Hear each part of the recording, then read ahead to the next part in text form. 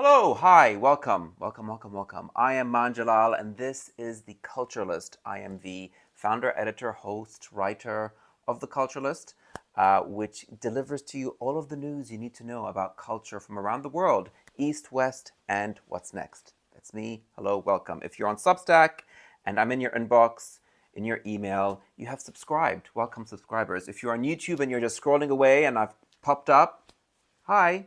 Like, comment, share, engage with, subscribe. Do all the things you're supposed to do to help me help you to deliver culture. So today I have some really interesting, great updates across arts, across publishing and writing literature, across entertainment, pop culture, fashion. We have a really scandalous story in the literature field, something very cool and exciting in art about the Art Basel in Qatar. There is also a really surprising piece of news, entertainment. What is the film that has now surpassed Jurassic Park in the Middle East? You'll be really surprised.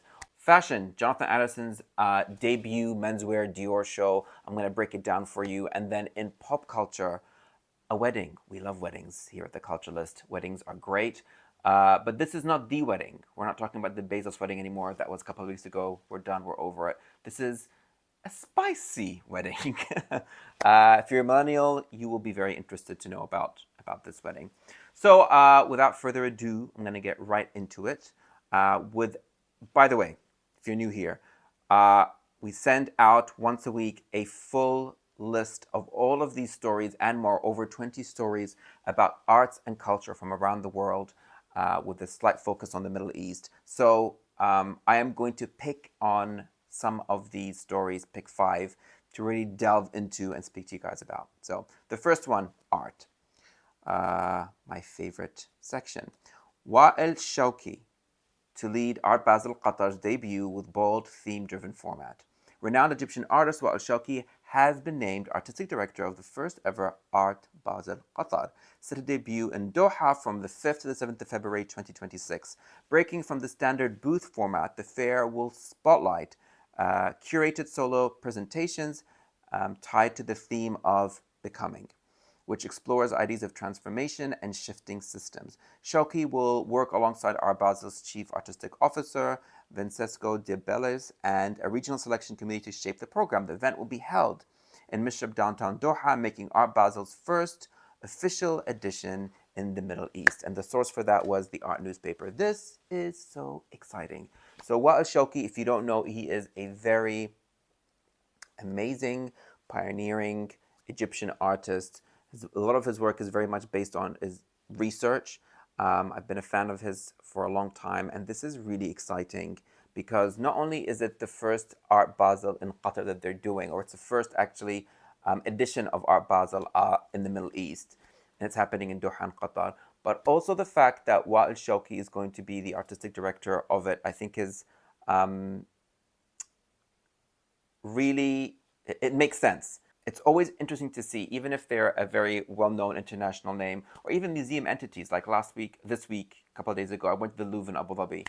And it's always interesting to see how these entities or these festivals or fair tailor themselves or change to respond to a region and the people who live in that particular region. So I really like the idea that they're changing the format. It's not going to be a standard booth format, but they're spotlighting sort of curated solo presentations per booth.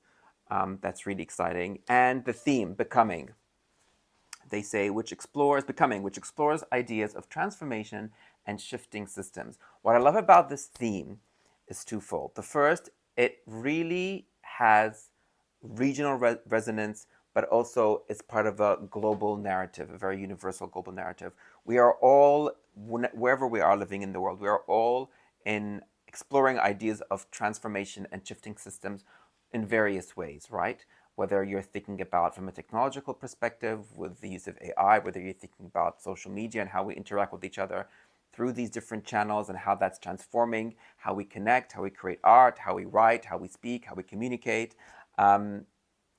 That, from a global perspective, is really interesting. If we're going regionally, the idea of becoming is so important for the region right now because it feels like the Middle East, and particularly the Gulf, is becoming. It is coming into its own. It has been for a while, whether you're looking at the UAE or Saudi or Qatar. Particularly in the region of arts and culture, we are finding artists and thinkers and creative practitioners have been dabbling with and experimenting in research and finding their voice, finding a visual language, finding an artistic language across different mediums and platforms and genres to understand who we are right now, who we were, who we want to be, and combining all of these things. I think within a platform like Art Basel, it's so interesting to see how different creative practitioners will be interpreting that theme. And also, I'm always, I never want to forget about Arabs in diaspora, whatever, and how their contribution across the creative field is a really important one to the dialogue of Arab creative expression, whether they're a third or fourth or second or first generation of Arab living abroad, and how that particular perspective is vital to the conversation, and how the idea of becoming works for them, right? Whether you have lived your whole life in the West and you're coming into your own and becoming more of who you think you should be based on your heritage, and how that comes out in your art. I think just that on its own is a really interesting conversation, and how that shifts and changes. Because I've met lots of creative practitioners who grew up in Australia or New Zealand or Canada or the US or the UK, and they really felt one thing. They really felt that their Arabness very much defined them in these Western spaces, and then coming into a space that is much more diverse in terms of ethnicity and culture, but also they're surrounded by many other Arabs from different parts of the world and within the Middle East, and how that that perspective on oneself and one's Arab identity changes.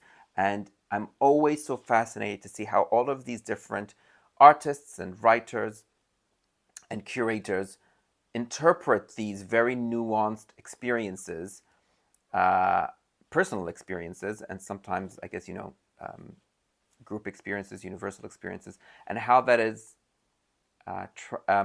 translated into the art. So all in all, Wa'il Shawky, great. Art Basel Qatar, wonderful. Different format, amazing. The theme becoming so pertinent. Okay, so next section we will be moving into is literature.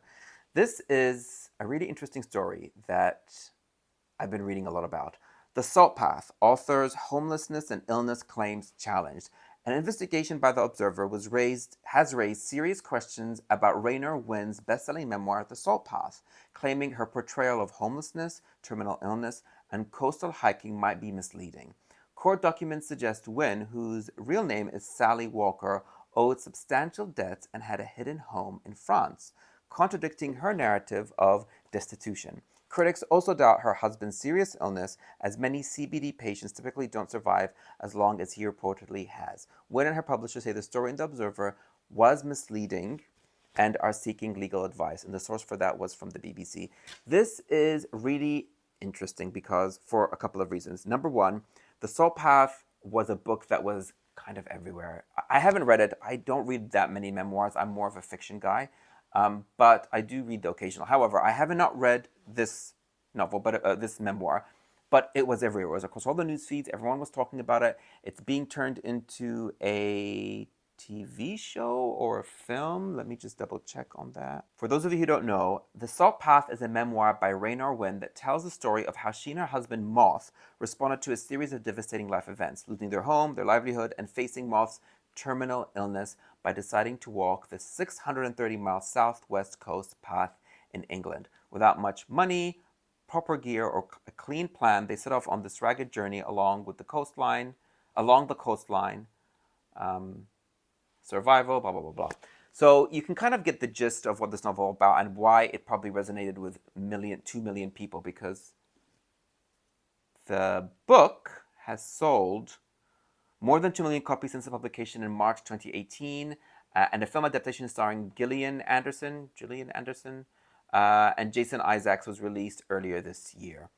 It was already released. I didn't even know. The film did not move the needle, it seems. But anyway, the book did move the needle. Over 2 million people. And you can kind of see, based on the premise, why people would read something like this that's a memoir, not a novel, meaning that it's true life events. You know, there is high stakes, there is something really personal, a major obstacle, there is a physical journey, which obviously the metaphor of a personal journey, right? And the fact that the Observer's article is questioning the validity of Wynn's story is crazy. It's a big deal. Instantly, it gives this impression of, instantly it makes the reader feel duped, feel distrust, feel like they have been taken on a ride, not a journey, a ride.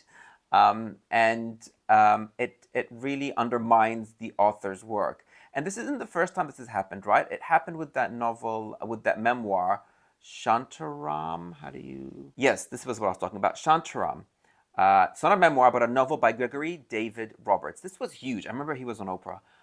Though it's famously based on his real life. So it's a memoir, not a memoir, but it's a novel based on his real life. The scandal or controversy around it stems from how much of the book is true versus fictionalized, especially since it was widely marketed as being semi-autobiographical. I always think it's really fascinating when this happens because I always wonder and question, first of all, why are people, whether they're journalists or critics, are questioning the validity of a memoir?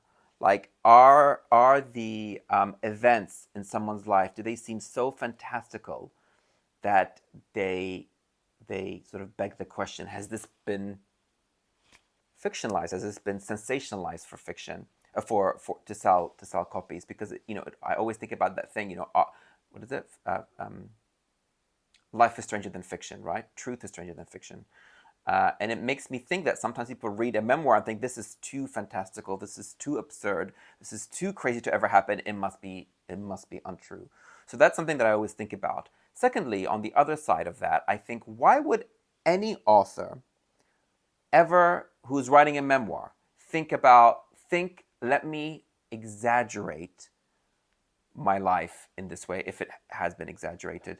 To what end? Why don't you just write a novel? Why don't you just turn these things into a novel and say this is a novel that's loosely based on some true events? I guess because the average person probably resonates more to a story if they know it's true and they feel like, I can learn from this because somebody else went through it, somebody real, as opposed to a fictional character. I mean, I don't really get that because I find fictional stories and fictional characters tell you more about truth and life than maybe true people do. And there is another phrase there: fiction is a truth wrapped in a lie. I'm not sure if you've ever heard that, but it's a great line, and it's very true. But anyway, again, this scandal is interesting for those reasons to me. I haven't read the book. I don't plan on reading the book. Stories of that nature, kind of, I find them a bit like sad. So I avoid. What does that say about me?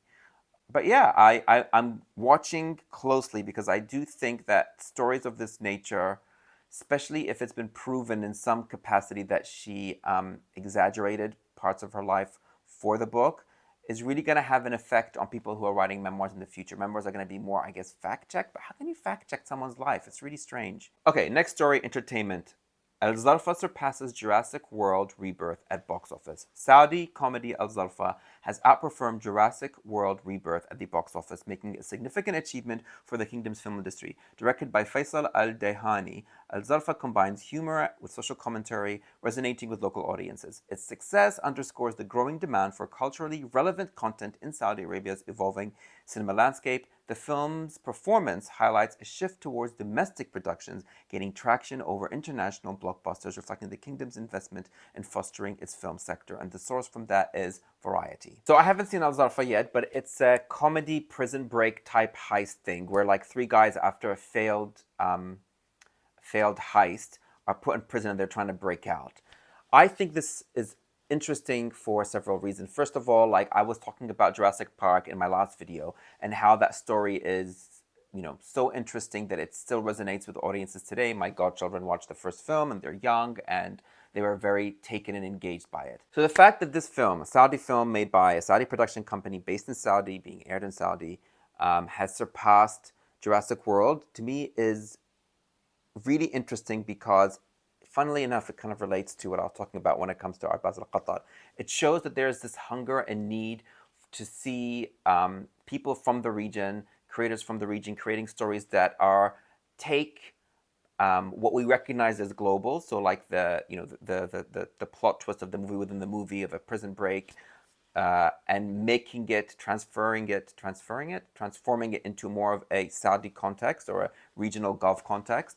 I think people and younger generations are really interested in that. They're interested to see themselves on screen, no surprise, or see stories that they can relate to on screen. That doesn't mean to say they're not interested in the Jurassic Parks, right, or the Dunes, but they're also interested in seeing themselves and stories about their region and their jokes and their nuances of culture and language on screen. And I think the fact that this is also reflected in the numbers and the amount of people that are buying tickets, it's only good news for the movie industry, the TV film industry, the streaming services, content creators in the region, to encourage them to create more stories and to write more stories from the region, about the region, in a variety of genres. I mean, one of my biggest pet peeves of stories about the Arab world that come from the West, whether it's written by people, people who are not Arabs or Arabs in the West, is that there is this push for stories that are,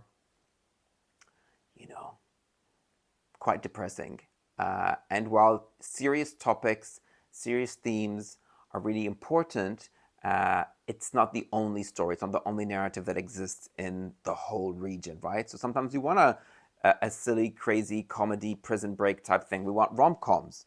We want fantasy. We want sci-fi from the Middle East and from the Arab world. So it's okay to have those, and this proves that there's an interest in that. We don't all just want doom and gloom. Okay, fashion. Fashion, fashion, fashion.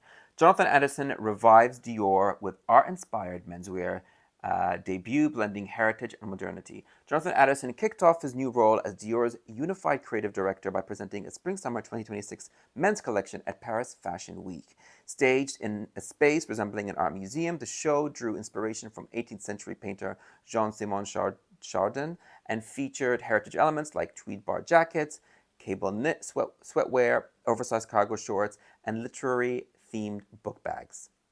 You know I love that. Anderson melded classic Dior codes with relaxed contemporary touches such as tails with chinos, vest tops with jeans for a fresh yet respectful take on the brand's legacy. The collection is a bold new direction for Dior under Anderson's leadership. I love Jonathan Anderson. I think he is so talented. What he's done with Loewe was incredible. His Studio Ghibli collaborations, amazing. And I think what he's doing in Dior is really cool, especially in the menswear. I have obviously a particular interest in that, being a man myself. But what I thought was so subtle, clever, was him sticking to the Dior DNA, but adding his own twist. Because he really. By the way, I wrote a longer review of the show on the Culturalist, so I'll add a link to it in the YouTube and on this article, so you can click onto that straight away, because the source is the Culturalist for this. But what I really loved is that he is somebody who really understands the rules of fashion, design, of art.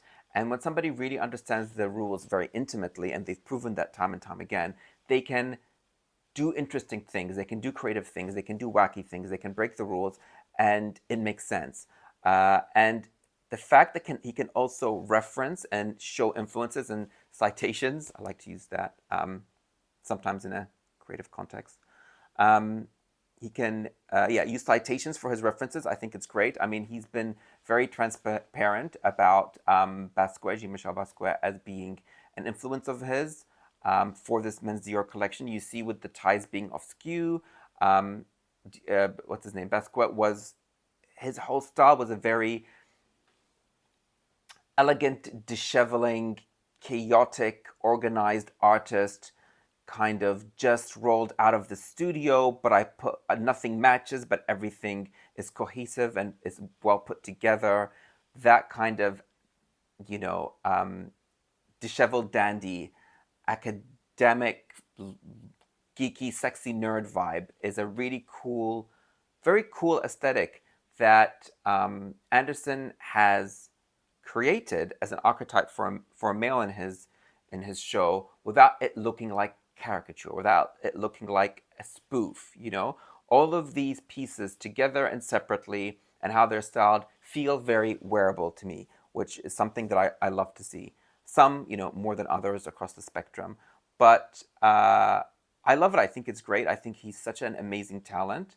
And I think this is the first time that somebody, that the creative director is doing menswear and women's wear, or he's like creative directing across the board for Dior. So yeah, check out the full article that I have on this on The Culturalist, and you can read the short blurb on this week. And finally, pop culture. My favorite. Mel B marries hairstylist Rory McPhee at historic St. Paul's Cathedral ceremony. Melanie Brown, Mel B, Scary Spice, tied the knot with hairstylist Rory McPhee on 5th of July 2025 in the crypt of St. Paul's Cathedral, famously linked to Princess Diana and Prince Charles. The 50-year-old singer wore a custom ivory gown by Joseph Scott and then later changed into a Justin Alexander dress for the reception at the Shard Shangri-La Hotel. McPhee, her now husband, is 37, donned traditional Scottish attire. Mel B's 3 daughters served as bridesmaids. Victoria Beckham and Mel C sent heartfelt messages via social media. Only Emily Blunt of the Spice Girls attended in person. The couple got engaged in 2022 after 6 years of being together. The source for that is E! News. First of all, congratulations. Mabruk, mabruk, mabruk, mabruk to Mel B, Scary Spice. You are now married again. I think this is her second marriage. I didn't even know she was dating anybody. So this was kind of like a surprise for me. However, I don't really keep that up to date with Mel B's news, though I like seeing her on my news feed. I was really surprised that Victoria Beckham and Mel C did not make it to the wedding, and only Emily Button did. However, Emily Button, I feel, is the Spice Girl that is still friends with everyone. I feel the rest are all kind of not that in touch, and I think Ginger Spice, Jerry, did not attend because I remember it was a year ago. Melanie B was on Piers Morgan and said something quite ridiculous about her and Ginger's relationship, which I don't think is true. And so I feel like, you know, Jerry is married to, who is she married to? That somehow involved in Formula One, I think. And you know, she's living this very nice posh life in the countryside. She's not really in the spotlight. I don't think she cares about being in the spotlight. I think that's the best, right? Like, you have this wonderful life in the countryside. Why do you want to be, you know, on a bloody red carpet? So, congratulations to Mel B. Very happy for her. I know she had a very tumultuous relationship, marriage, and divorce with, I forget his name, something Belafonte. She is somebody, Mel B, on the other hand, is somebody who really wants to be in the spotlight. You know, she was one of the judges on America's Got Talent. She's had reality shows. There's a documentary on her daughter and Nepo babies or something. So she's very much somebody who's been very actively working as a celebrity of some shape and form. And maybe we all know about what Victoria Beckham is doing. Mel C has one of the greatest songs of all time. If you don't know it, I'm not going to tell you. You don't deserve to know. And Emma Button, I mean, I love her work in Ab Fab. And the stuff that she's done. I think she has a brand of some kind of sustainable nappies brand or something, or she's very involved in that space. So it's always wonderful to see, especially for Millennium, to see what the Spice Girls are up to. I'm still hoping for a reunion tour with all of them, including Victoria Beckham. And, you know, this could have been a moment. This wedding could have been a moment where the Spice Girls got together and we get to see them. Imagine if they had performed at her wedding. That would have been cool. But hey, you know, you speak smack on your ex-teammates, ex-band members on a platform like the Piers Morgan show. Well, you know, you're not going to get rounds of applause from those people. So there you go. Anyway, that is it. Those are the stories that I wanted to highlight to you this week from The Culturalist. There are over 20 stories in this week's newsletter that I'm sending out once I upload this video on YouTube, which, by the way, takes about 1 billion years. Anyway, if you want to know more details on those stories and the others, and to be up to date completely with all the cultural stories that are happening around the world, from the Middle East, West, East, and whatever else is next, make sure you head over to The Culturalist on Substack, Culturalist Substack, theculturalist.substack.com. Like, share, engage with this video, subscribe to the YouTube channel. We're also on Instagram now, so head over there. and follow me on Instagram at theculturalist_, and subscribe.